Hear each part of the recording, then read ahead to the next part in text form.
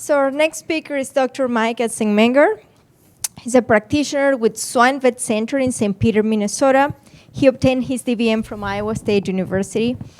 Mike's time is focused on health strategies and disease elimination strategies he leads a health team that includes veterinarians, health technicians, and biosecurity and air filtration experts. He has published many articles in professional journals and regularly speaks at swine continuing education meetings. In 2017, he was awarded the American Association of Swine Veterinarians Swine Practitioner of the Year. So thank you for talking to us today, Mike. Thank you. We'll go ahead and get rolling here. I already know I've got too much material, and so I'm going to try to clam it in, and I'm going to keep looking back to you, Maria, and say, stop me. Okay, so here's a great slide right off the bat here. This is the real world, right? That's the country that we live in when we start looking at NGF biosecurity. That's what we have to deal with. Okay, so just a little bit about who I am and what I do. I'm with the Swine Vet Center. That's the group of veterinarians I work with. I always make the same joke here.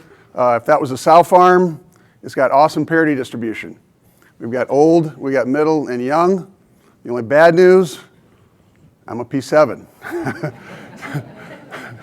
So I'm about ready to get cold. I also spent a lot of time working with these young veterinarians. This is clearly a startup herd right here, although they would argue that Tyler and Chelsea and even Kat, they've all been there years now. But when I reference that most of them are my children's age, no matter how old they get, they will still be kids. That's how I look at it.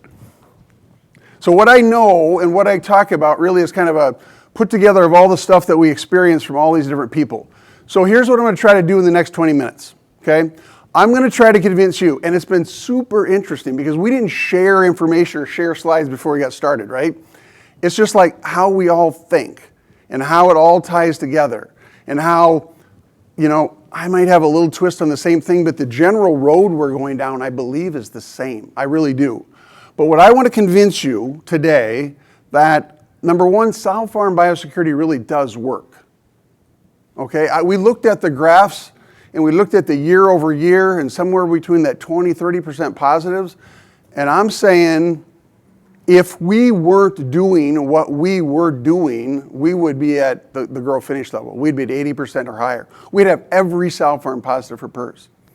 It would be because they regularly do not depop. Okay, so my contention is when I look at what we do and I look at the outcome, that biosecurity in the sow farm works.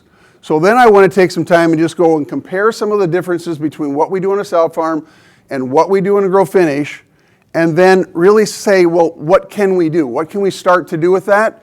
And then really at the end, just remember it's a complete journey.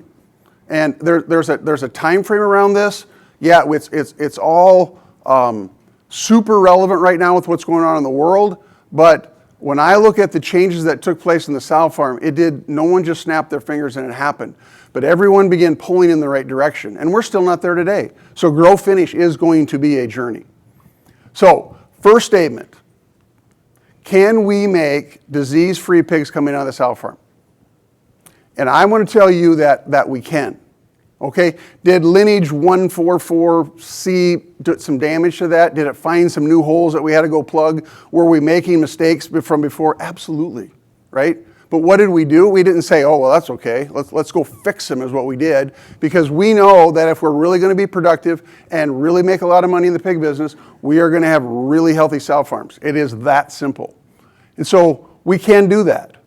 Now, the difference between what we're talking about today and the other one is there's two ways that I look at PRRS, right? The first way is like what's coming at us. And if we look at our grow finish sites out and look at a pool of all of them together and say, well, what percentage of those are biosecurity status PRRS positive because they came from a sow farm, or how many of those are positive after weaning, that's a completely different discussion. The first discussion is we are going to make them PRRS negative. We're going to do everything in our power to wean a PRRS negative pig. And then we're going to put it out in the real world, and now our job starts to really get tough. In the old days, when we broke a sow farm with PRRS, we had 8 weeks of hell, right? And then maybe lately it's been 20 weeks of hell. So it's gotten worse. Then the other question is when we took PRRS negative pigs off a sow farm, put them out in grow finish, and said, you're going to go PRRS positive, the ramifications were kind of like, and maybe this is where it was a little bit confusing. It was like, well, God, that's really bad, but it's not horrible. There's still infections today that they go positive, and I might not have known it, right? But the difference today is when they get infected with the strains that are circulating today, and God forbid they get influenza or a pit pumping episode or a ventilation issue at the same time, those groups go off the chart, right? They go like double mortality, double med cost, poor gain, and they're the killers. And unfortunately, they happen on a really frequent basis. So really today, we're going to talk about these lateral breaks, and it's really about how to stop those lateral breaks. So the first one is like, do we really want to do this? Okay? Do we really want to go down this road, because it's going to be a bear cat? And we already talked about it in the previous two speakers already. It's just like, if we really want to do this, we have to, if we go to the bottom point first, is we have to change a lot of processes. We have to educate on those processes. It has to become part of the culture, which I believe when I go back to the sow farm, I see that culture. And we'll go through that in just a little bit. But then it's like, it's all about, right, the bottom one, can I do it? Then the top one is, will I invest the money to do it? And what I'd like to convince you is that we can invest the money to do it. There's a lot of money sitting on the table, both from mortality, medications, gains, and just the welfare of the pig. Now, you'll have to do your own math, and it's happening right now. But, a lot of the disease stuff that we looked at is the cost of NGF PRRS as it relates to coming out of the sow farm. Now what we want to fully understand is the effect of PRRS in grow finish of the pigs that started negative but ended up positive. So there's work to be done. So here it is, right here. It's like, can NGF become more like a sow farm? That's what we want to talk about through processes, design, redesigning stuff, and just the culture of the system. Through all these different areas we're going to talk about. And I'm just going to go through them one by one relatively quickly because we'll be out of time. But I'm going to start off with the big dog in the room first. It's air filtration, okay? Let's be real. How many times we heard it? I'm standing in a finishing site in Iowa. There's sites all around me. I am screwed. I'm going to get it anyway, so I might as well not do anything. And we got to get past that because, number one, it's not just PRRS, right? But number two, I don't even know the real answer to this yet.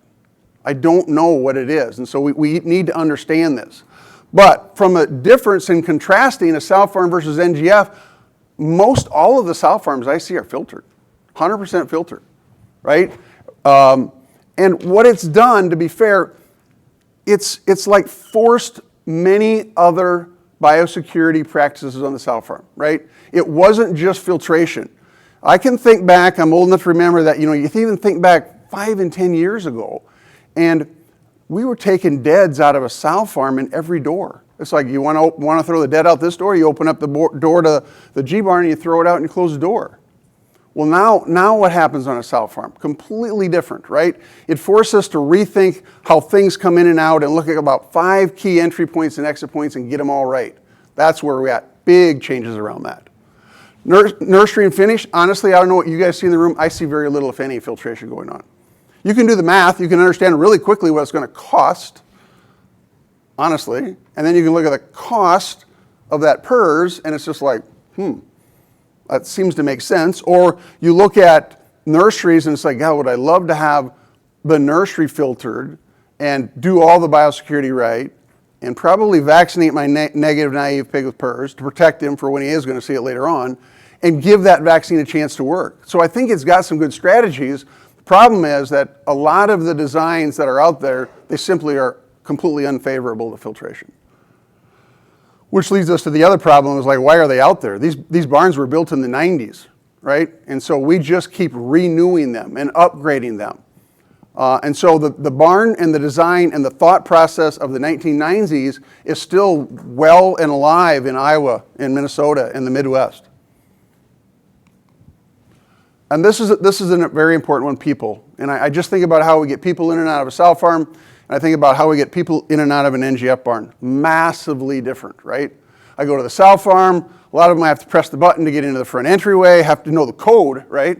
Then I get in there, I have to take off my shoes, I cross the bench, I go into the shower, but honestly, even before I get to that point, I have to go talk to somebody, tell them where I've been, what I've done, and then they decide to say, they'll ask me a few more questions and say, yes, you can come in, or no, you can't come in.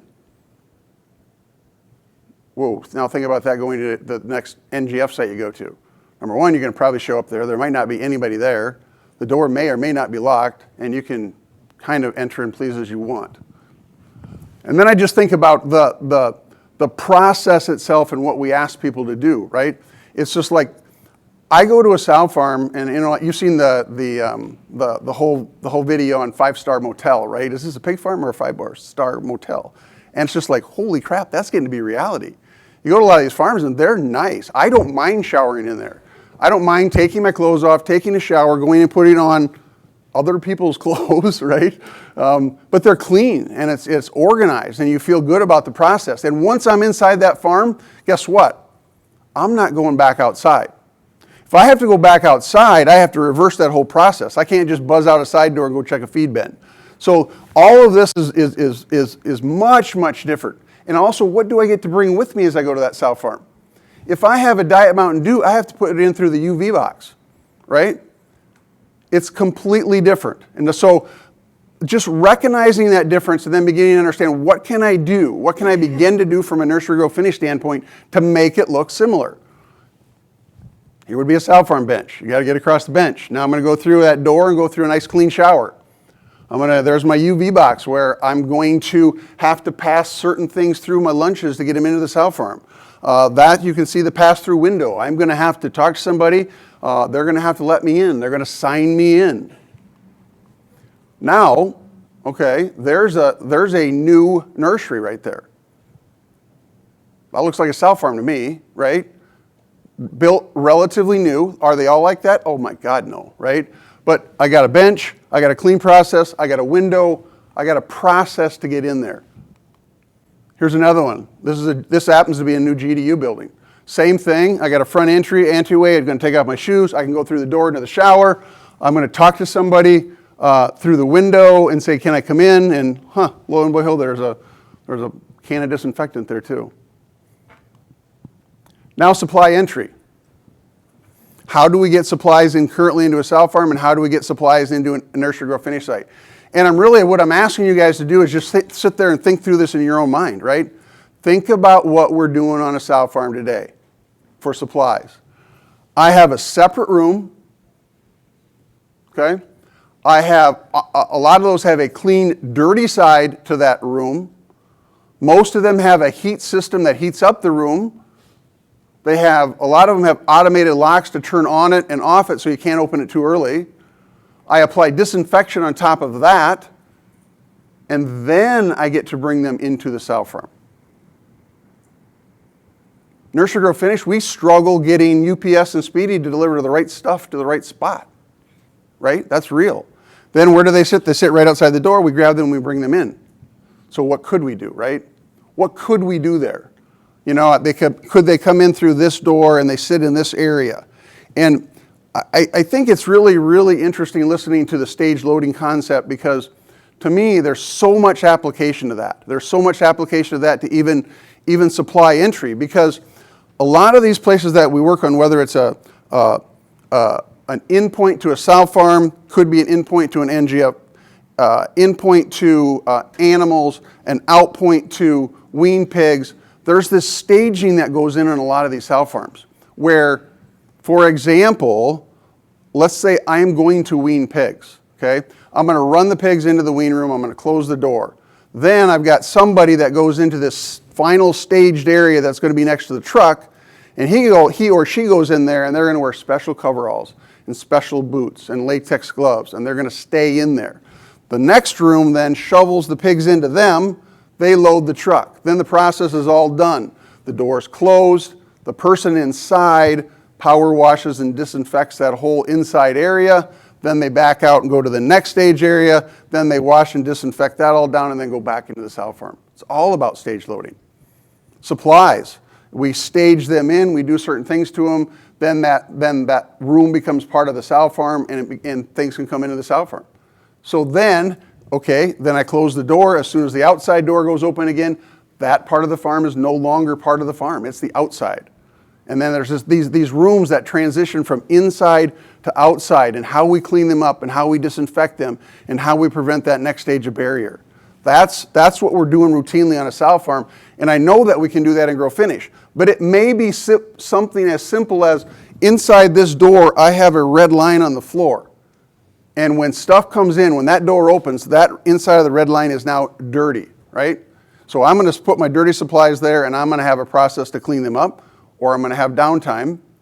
And then after that is met, now I can go across the line and collect the material and bring it into the farm. There's an easy way to do that too. It doesn't have to be tremendously expensive. We just have to have the culture to decide we want to get it done. I think of this one, the cleanup between turns, right? Think about, there's two examples on a sow farm. One would be a depop. If you've ever done a depop on a sow farm and you've cleaned it up and you washed it, what happens? Well, you have a cleanup, then you have a cleanup, then you have an inspection, then you have a re-cleanup, then you have another inspection, you have a cleanup, and then finally the animals get to come in. I think about a farrowing room, right? We get all the animals out, we pre-soak it, we apply a detergent, we power wash it, we inspect it, we retouch it up, then we do the final disinfection, and then we let animals in. So it's really, really good. Now in nursery grow finish, like what about that? What about that process can we mimic? Well, I don't know, routinely we don't see a lot of degreasers or detergents used in front of the pressure wash. A lot of time we're very crunched for time, right? And we all understand that what that downtime cost us, right? A day on a 4,000 head site that I want to sit it down and give an extra day, you know, that's easily $500. But then we got to look at that and make sure that that's in the context of the next 120 to 160 days to make sure that we don't do anything to mess up those pigs. And the challenge that we have right now is that when we look at the industry data, and I would say to production and say, hey, I need 2 more down days to clean up that site. And then they would look at the company or the information from the industry and say, well, you've got a 90% chance you're going to be PRRS positive anyway. I'm not spending that $1,000. That's the challenge, right? So we got to get to the point where we can get people to believe that if we do things right, we can go from whatever that number is right now, you know, anywhere up to 80% positive down to maybe that under 20% positive, at least, like we do on the sow farms by doing the right thing.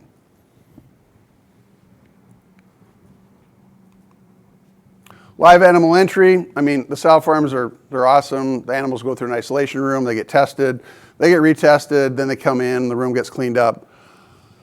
On the nursery grow finish, it's the same. We don't have more entries. We fill it up, then they go off to market, and then the animals, we clean up right away, and the animals come right back in. Now, that can be, often is, honestly, on the same exact chute. And if you look at that chute on that side of the chart there, right, and you think about Minnesota and you think about February when it's 10 degrees below zero, it's like, really? Can you really clean that up? And the answer is absolutely not. So what do? We get more like on this side of the picture, right, where a vital cog to making sure that we can get the next turn right is getting a chute that we can wash and clean and disinfect. That when we take animals out, we can get it cleaned up before the next animals come in. And the transport vehicles on internal moves, you're right, Daryl, I do feel pretty good about them. You know what I mean? It's what we see. I bet I talk to the truck wash manager once a week and like, what's going on with wash? What's going on with the bio-dry? Hey, I just had 4 cases of COVID, my labor's down, what's going to be the plan for this week, et cetera. So there's a lot of communication that goes on there because we know that we have to get that right. Market transport is a different thing. Contracted market services is completely different. I understand that.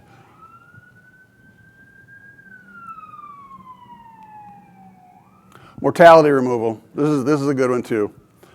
Vast, large differences. If you would have been on a sow farm 5 years ago and asked what is your least favorite job on the sow farm, you know what they'd say? Removing deads. It's horrible. Horrible. Now it's moved on to power washing. Probably the next one is giving wean shots, right? It's like, how do we continue to fix these bad or tough jobs on the farm? But what's really happened on the sow farm is that's become automated and mechanized, right? So we have a mechanized tool that will haul a dead sow around and at least get it to the right spot, okay? Nursery Grow Finish, there's ways to do this too. But we haven't given them enough tools today. And part of it is the cost of the tools and the size of the tools and the upkeep of the tools, et cetera.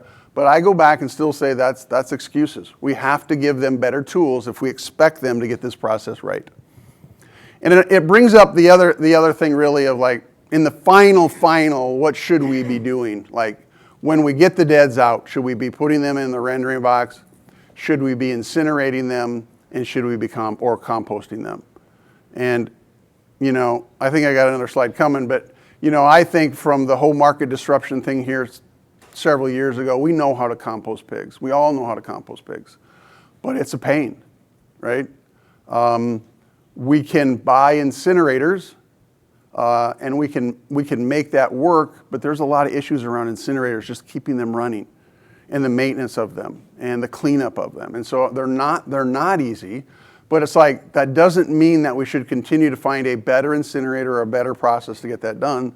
And finally, the rendering. I mean, I look at a lot of sow farms that still render dead sows. And it's still, actually, I would say, is it fearful? Yes, but at the same breath, no, because I have these barriers between the rendering box and the farm, the outside of the farm and stage one. And then the difference between stage 1 and stage 2 into the farm, and the difference between stage 2 and the farm itself. So I have these multiple barriers that help me protect me, that helps me stay under that 20% rate. This would be an example, a classic example on a sow farm of stage loading, right? So I have this new chute that's built that I can send someone in there to do the cleanup after that outside door has been open, that would get it all cleaned up and disrobe and wear the right clothes and everything before they went back into the next stage. And Daryl, you're right. It's like some of these original ones, the drain is in the wrong spot. That's real. But I think as we continue to build and remodel, I think it gives us great opportunity to get it right. Because I think if we just keep talking about all the things that are wrong, I think there is ways to get them fixed. And then now imagine this. You know, I got a enclosed load chute that I could use for dead removal. That I could take a dead out of here, I could put it out of this chute, I could drop it into a skid steer, and I could have an employee drive a skid steer and dump it over into the dead box or dump it in the incinerator. Now think about that compared to the discussion we just had about dragging a pig out, getting it on a blue cart, taking it off the blue cart, setting it outside, getting a different blue cart that can't go to the dead box, and then come back and say, are they going to do that in the wintertime when you're not staying there? I highly doubt it. Yeah. I think the other thing that Daryl brought up is just phenomenally true, is that sometimes we have this idea what goes on out there, but you got to go look at it. You got to go see for yourself. You really have to understand exactly what's going out there. And it takes a lot of time, right? Because you may want to see 20 loads before you feel like you got it right. You may want to see 20 dead removals before you think you get it right. But this is what they're doing out there, whether you're not there or not. Dead boxes, incinerators, repair and maintenance. This is, I think, a big one.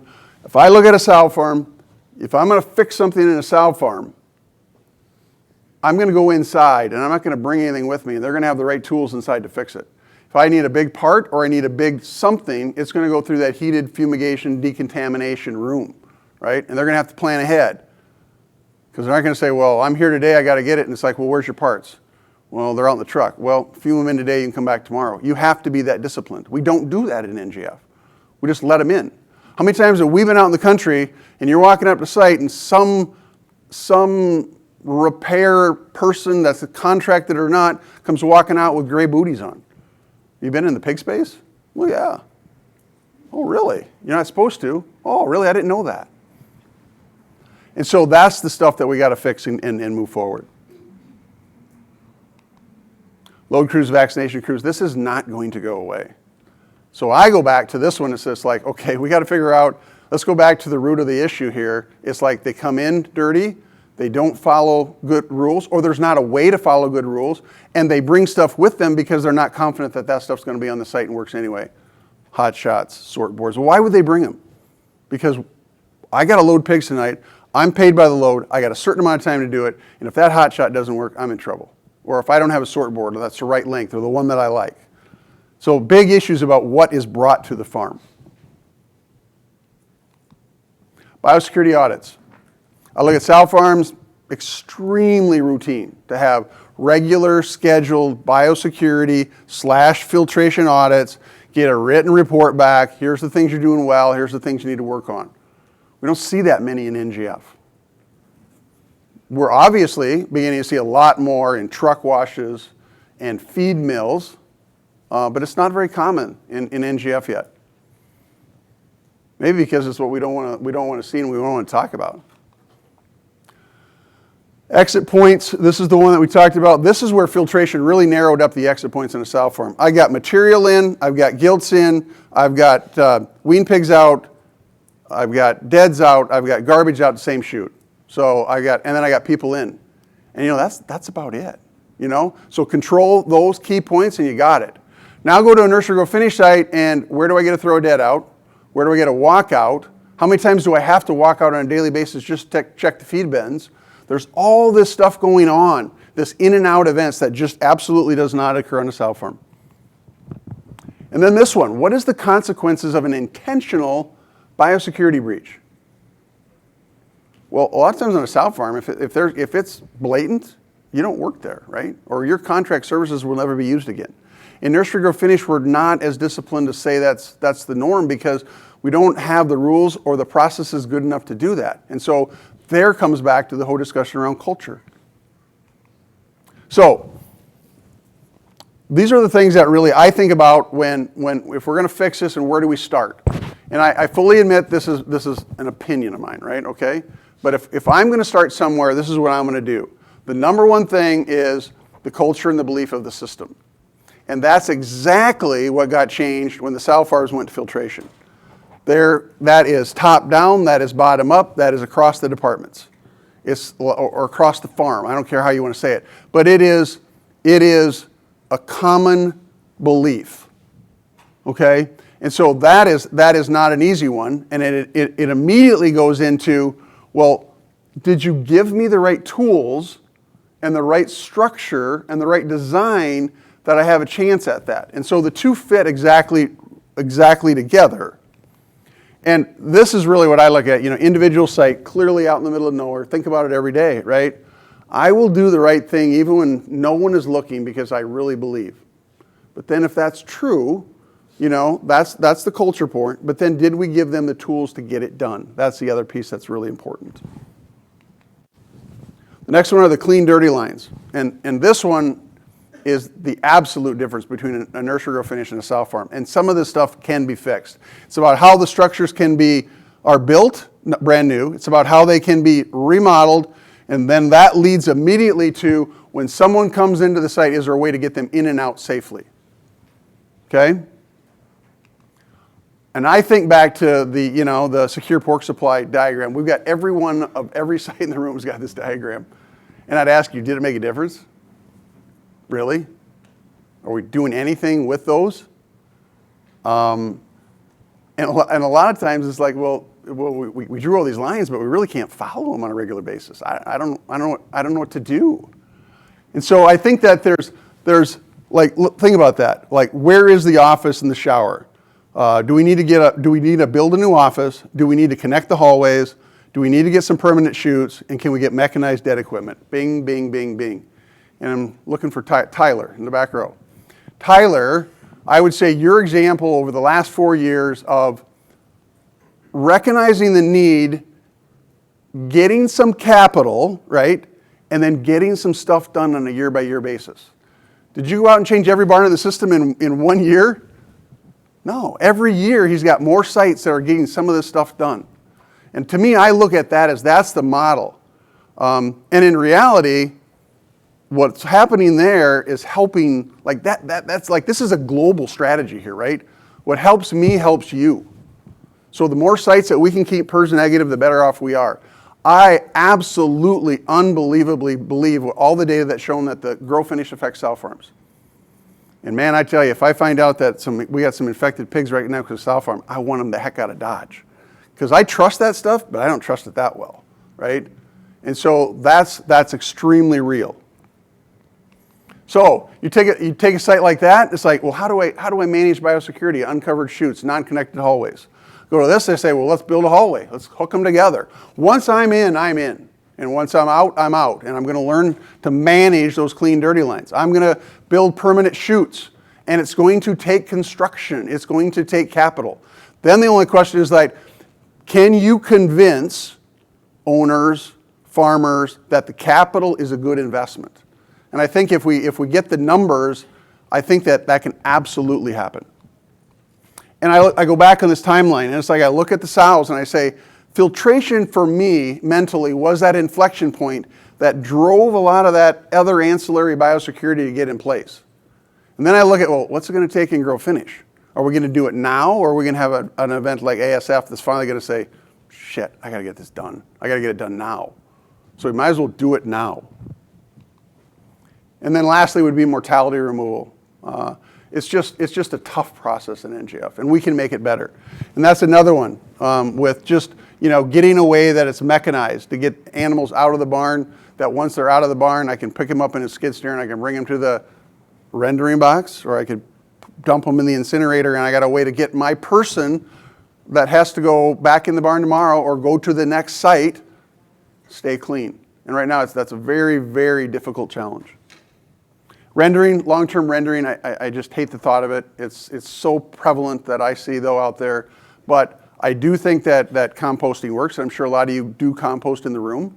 I think that incineration can work, but I'm not saying it's easy. We still got to figure out and you get a better process. So right now we're stuck with rendering in a lot of places. But God forbid we don't want to do rendering in a way that completely contaminates us, then contaminates the barn or contaminates the next site that the shared labor is clearly still going to go to. I don't have any solution for shared labor, vaccination crews, load crews. I don't see any of that going away. So we got to step back and say that could be a reality. Let's learn how to fix the site and manage the sites. So with that, I'd say, tomorrow will be another day, and we'll all wake up and we'll look around, and a year later we'll say, what did we get done? And if the answer is nothing, we all lost. And so my challenge to you guys is just go home and do something. Start somewhere. It was the previous line that you used, Daryl. Don't let perfection get in the way of, where was that? Monty, right? That's a real answer. You get paralyzed by it's so difficult I can't do anything. And so it's just keep taking off bite-sized chunks as we go down the right road. That's my message for today. Thank you.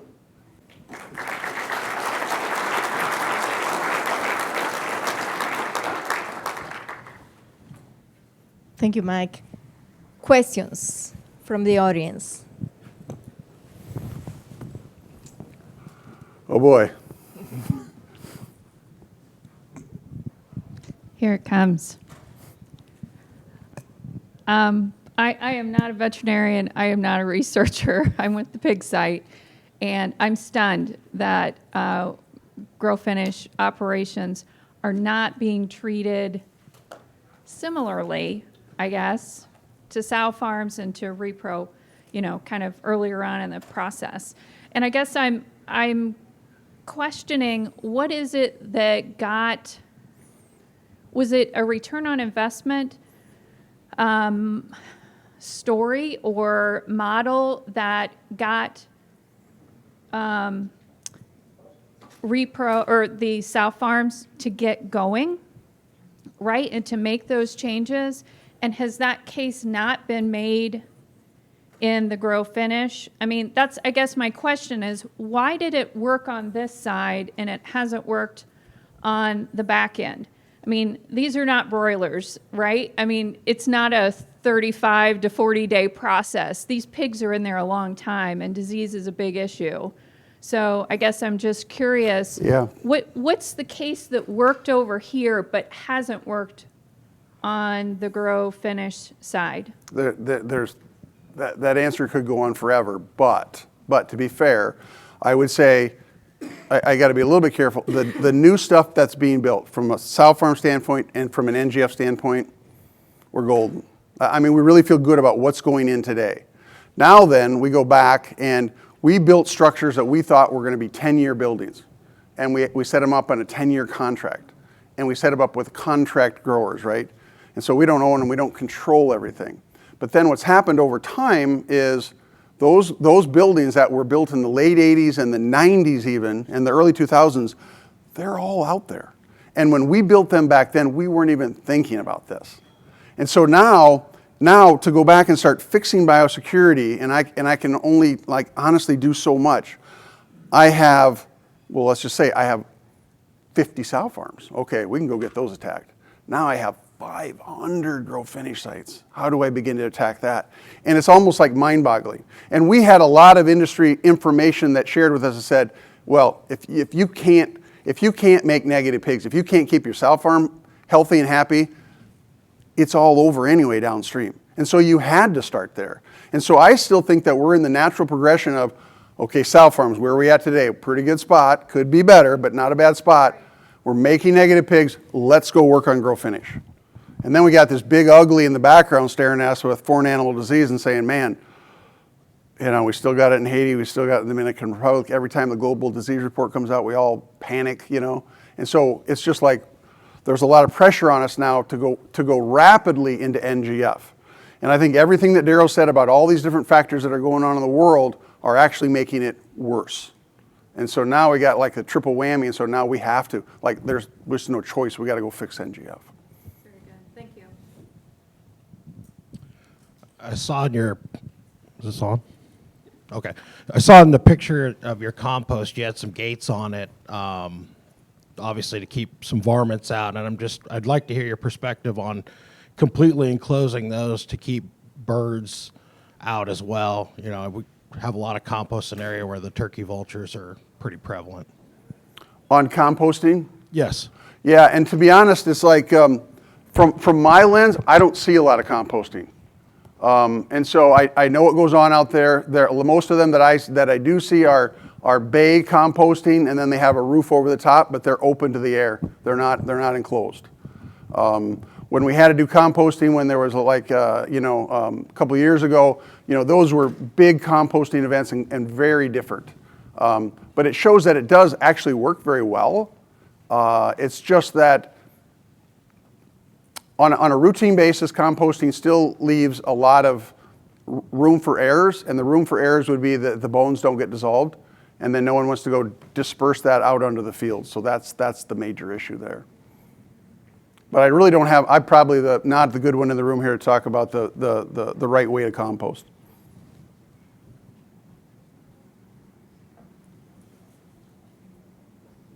Other questions?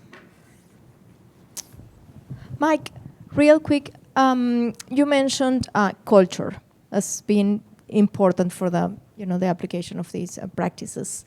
How much do you think in the NGF phase it's I don't know, limited by that culture, and is it easy to overcome? I would say that as I look at NGF culture, and I don't want to paint the picture that it's bad, because people are thinking about it every day. They're talking about it. They're trying to do the right thing, but a lot of times the physical facility really makes it very difficult to match what they want to get done, and so then they lose enthusiasm. But I think, honestly, in my opinion, if you give them the right tools, a lot of them want to do the right thing. I honestly believe that. Now, I think that there's huge language barriers, there's huge production incentives to get things done fast and move through and I'm paid by the load versus paid by the, you know what I mean? I'm not saying it's going to be easy, but if you don't have, and I go back to the sow farm, if you don't have very strict rules, I don't really want to say it, maybe that's the wrong way to say it, but very strict processes about how to do it, and then someone's there to audit and validate and educate and train those, you have no chance. But I think down deep, and maybe I'm a sucker, but I believe that a lot of people truly want better biosecurity and want to do the right thing. That's great. Thank you. Thank you very much. And